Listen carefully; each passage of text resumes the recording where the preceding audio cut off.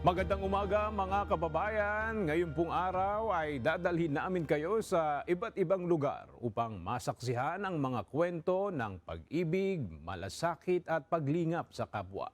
Mula Rizal, Metro Manila, Batangas at Leyte hanggang South Korea, tampok ang mga programang tumulong sa mga nangangailangan. Mga kwentong tiyak na mag-iiwan ng aral at inspirasyon sa ating lahat. Ito ang MCGI Cares.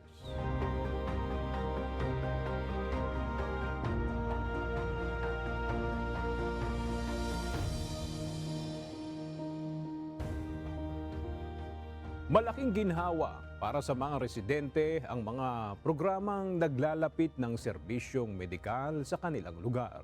Sa Rizal, isang medical mission ang isinagawa upang matulungan ang mga kababayan nating nangangailangan ng libreng check-up at iba pang serbisyong pangkalusugan. Alamin po natin kung paano ito nakatulong sa kanila. Panoorin po natin ito.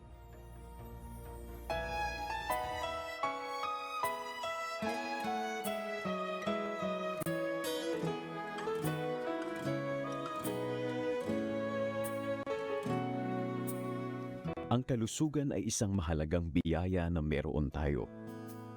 Ito ang nagbibigay sa atin ng lakas para magtrabaho, para mag-aruga ng pamilya, para tuparin ang ating mga pangarap. Ngunit madalas, naiisip lang natin ang halaga nito kapag tayo ay nagkakasakit. Sa realidad ng buhay, hindi lahat ay may kakayahang magpatingin sa doktor anumang oras. May mga kababayan na nagtitiis ng sakit dahil walang sapat na pambili ng gamot. Sa lalawigan ng Rizal, dumating ang isang pagkakataon. Isang libreng medical mission ang naghatid ng serbisyong medikal sa daan-daang residente ng komunidad.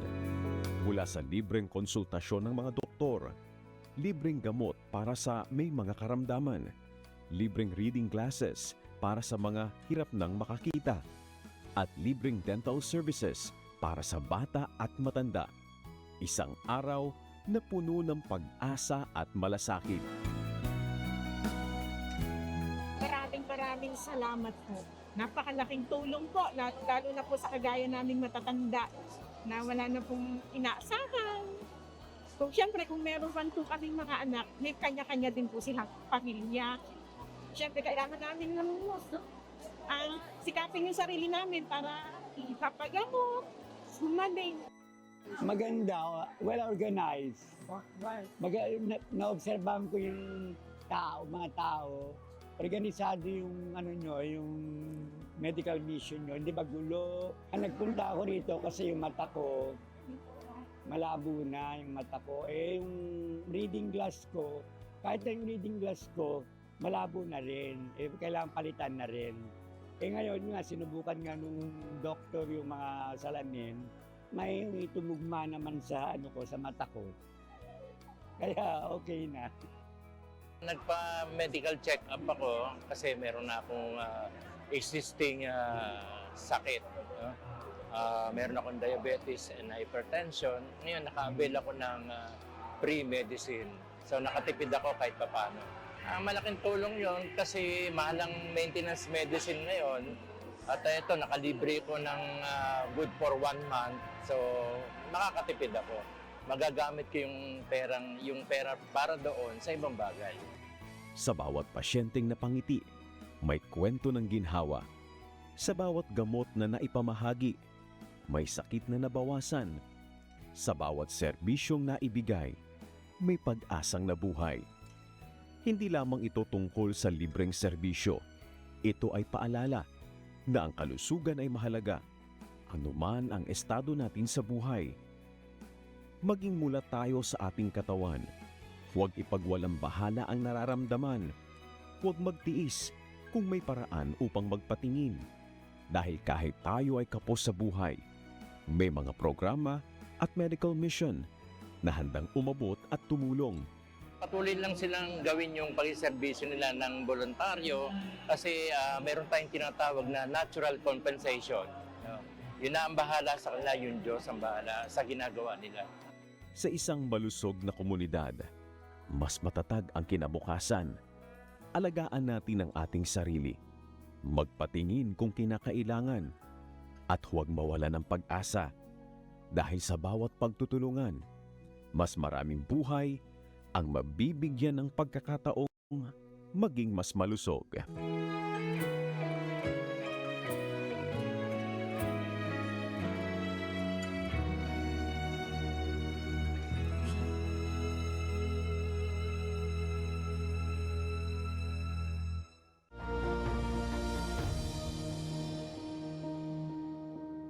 Sa awa at tulong po ng Diyos ay dumadami na ang mga lugar na naaabot ng libreng serbisyong pangkalusugan. At kamakailan ay nakapagsagawa rin ng medical mission sa Valenzuela City, Quezon City, Santo Tomas sa Batangas at Bato sa Leyte para malingap ang ating mga kababayan na nangangailangan.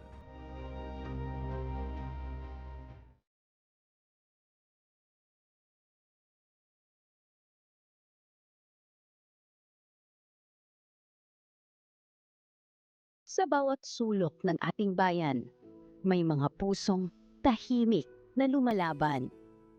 Mga amang pilit nagtitiis ng sakit. Mga inang inuuna ang pamilya kaysa sarili. At mga batang nangangarap ng mas maliwanag na bukas. Ngunit paano kung ang simpleng pagpapagamot ay isang pribilehiyo na hindi kayang abutin? Sa mga lugar tulad ng Maynila, Valenzuela, Makati, hanggang sa mga probinsya ng Bato sa Leyte at Santo Tomas sa Batangas, marami ang nangangailangan ng serbisyong medikal, ngunit kapos sa pagkakataon.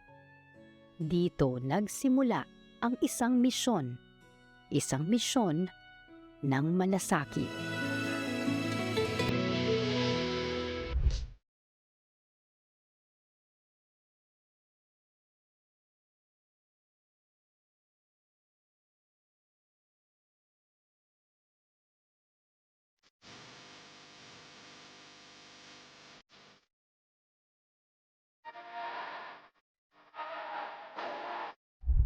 Isang libreng medical mission ang isinagawa. Dala ang pag-asa, dala ang serbisyo, dala ang pagmamahal. Libreng konsultasyong medikal.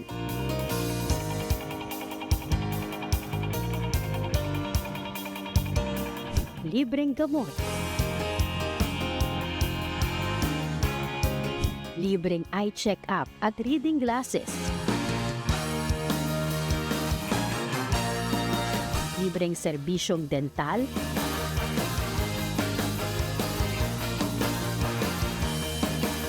at physical therapy para sa mga nangangailangan.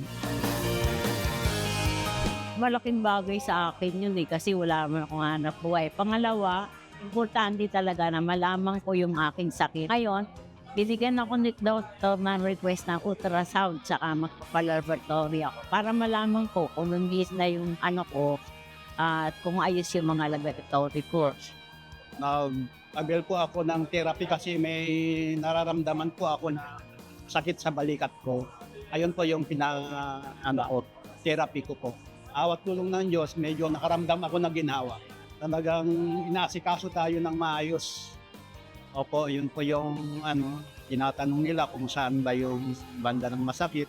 Kasi sa balikat po, nire-rotate pala yun. Kasi parang naramdaman ko kasi parang may muscle na mali yung posisyon. Ayun po, parang ngayon okay na. Wala akong masabi. Talagang bigay siguro ng Lord. Nakakasiya. Salamat sa Diyos.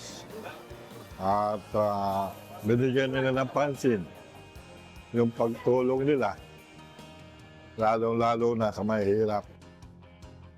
Nabigyan po ako ng reading glass. Okay naman po yung paningin. Nagpapasalamat po kami nga nandito kayo. At least man natulungan nyo kami dito na makaabot sa mga medical mission ninyo ng libre. Salamat po sa Diyos. Ngunit hindi lamang serbisyong pangkalusugan ang hatid. May libreng gupit para sa mga kalalakihan. Dahil ang simpleng ayos ay nakapagbibigay ng bagong kumpiyansa.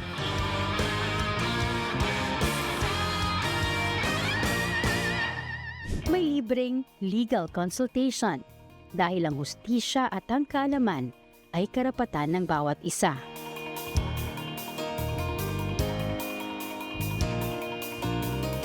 Isang komunidad, isang pagtutulungan, isang layunin, ang magbigay ng pag-asa. Congratulate the MCGI, the organizers, and sana tuloy-tuloy pa yung itong mga projects nila. And I've learned that this being ginagawa sa all over the Philippines, ganda yung preparation, well organized. Meron kayong dental, may PT, referral na kailangan natin for ECG, ganun. And then, siyempre, ibang sa dentist rin yun, bago bunutan, nagre-refer din sa doctors for clearance. So talagang maganda yung cooperation. Sa bawat lugar na napuntahan, daang-daang buhay ang nabigyan ng serbisyong medikal.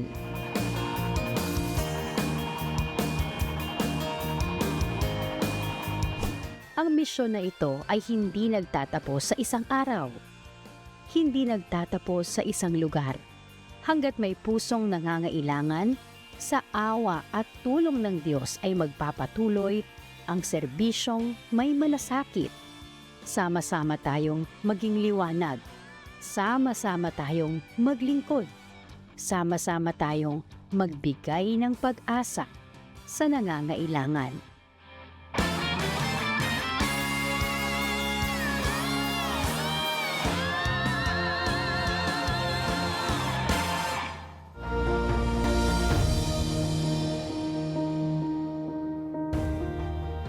Hindi madaling malayo sa pamilya at sa sariling bayan.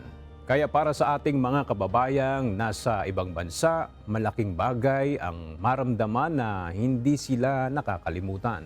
Ito ang ipinadama sa ating mga kapwa Pilipino sa South Korea sa isang charity event na inorganisa para sa kanila. Alamin natin kung paano ito nagbigay ng saya at pag-asa. Panoorin po natin ito.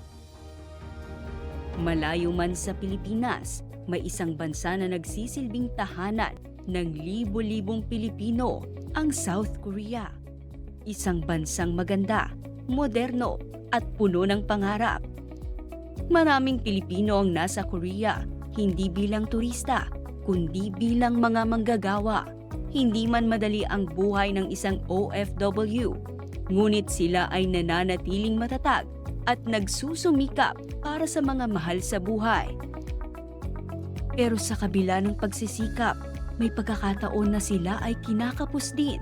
Kaya biyaya nilang maituturing ang pagbubukas ng isang free store sa Seoul at Busan para sa mga OFW. Dito ay libre silang nakapag-grocery para matugunan ang kanilang mga pangangailangan.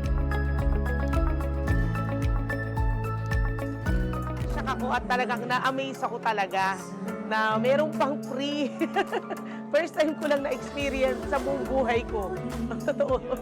To be honest, ang dami ritong mga mga workers, alam mo yon. Tawag dito, ang hirap. Just to have this community na willing to help each other, parang nakakataba sa puso, alam mo yon, very warm. Kasi especially ang layo natin sa sa Pilipinas. So parang makakahanap ka somehow ng family. So I'm very thankful for this one.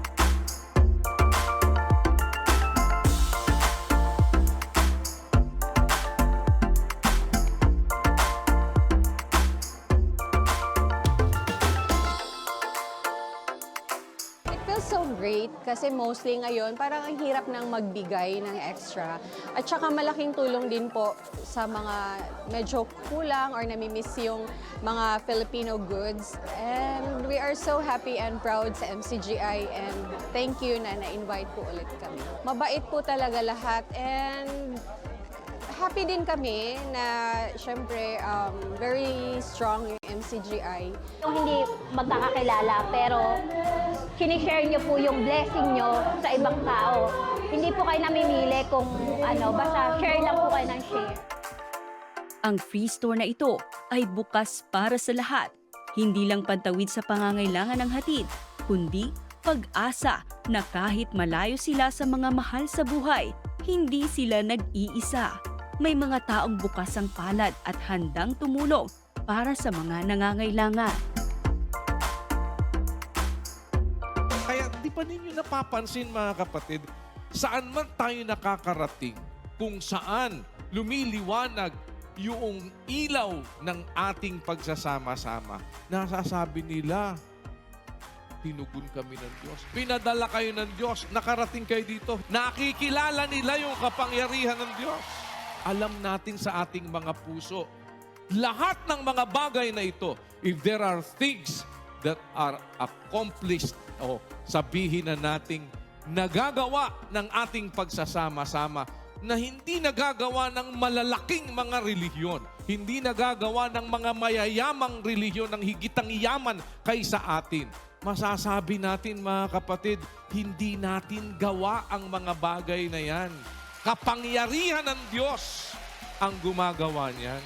Para sa isang samahan na mas marami ang mahihirap.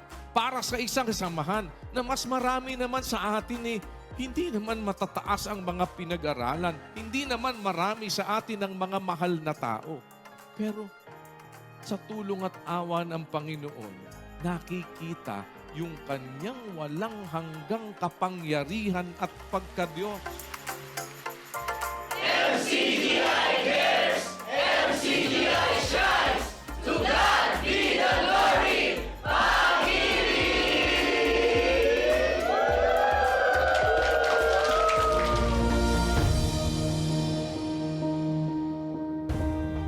Bago po tayo magtapos, iiwan namin sa inyo ang isang katwiran mula sa kasulatan.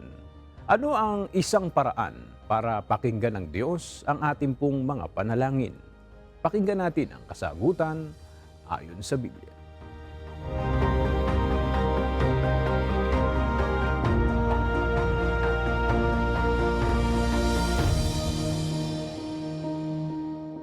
Merong mga tao walang karapatang dumaing sa Diyos eh.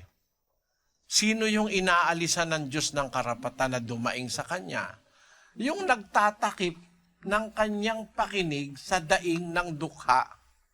Siya naman ay dadaing, ngunit hindi siya didinggin. So yung hindi marunong duminig sa daing, hindi ka dapat na dumaing.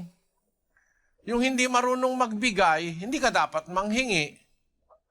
Yung hindi marunong magpatawad, hindi ka dapat patawarin. Huwag kang hingi ng tawad. Hindi ba ganun lang ang batas espiritual, mga kapatid? Mapalad ang maawain sapagkat siya'y kaaawaan. Sabi ng Panginoon. Kung napapansin nyo yung flow ng diwa o ng espiritu na yon ng Biblia, magbigay ka at ikaw ay bibigyan. Yun ang nakasulat eh. Mapalad ang mga mahabagin sapagkat sila'y kahabagan. Sa Lucas Kapitulo 6, magbigay kayo at kayo'y bibigyan. Takal na mabuti, pikpik, liglig at umaapaw ay ibibigay nila sa inyong kandungan sapagkat sa panukat na inyong isukat ay doon kayo muling susukatin. Tingnan nyo, ang batas ng hustisya ng Diyos, ang batas espiritual, ang regla espiritual, kung gusto mong makatanggap, magbigay ka. Kung gusto mong mapatawad, magpatawad ka. Kung gusto mong kaawaan ka, mag-practice ka ng awa. Kung gusto mong ikaw ay pakinggan sa iyong daing, makinig ka rin dun sa daing. No? Kaya dapat, sa mga panahong wala ka pang dadaing, makinig ka muna dun sa mga daing ng iba. Parang yon, parang pundasyon yon o parang reserba mo yon para pag ikaw naman ang dumaing, papakinggan ka naman ng Diyos.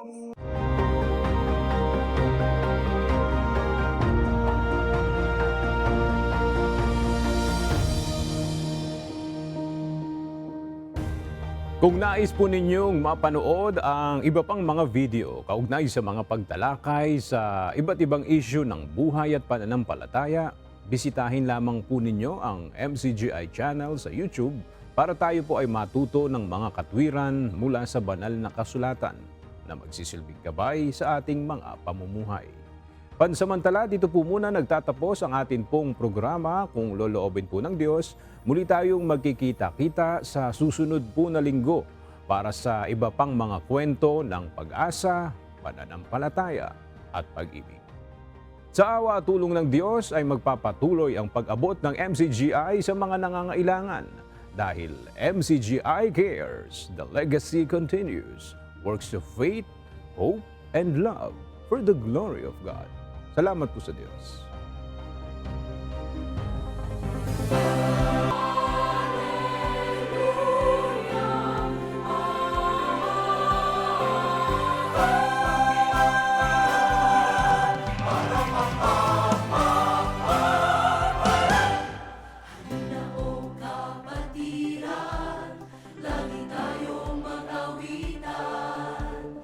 Sa puso'y maingatan, salita niya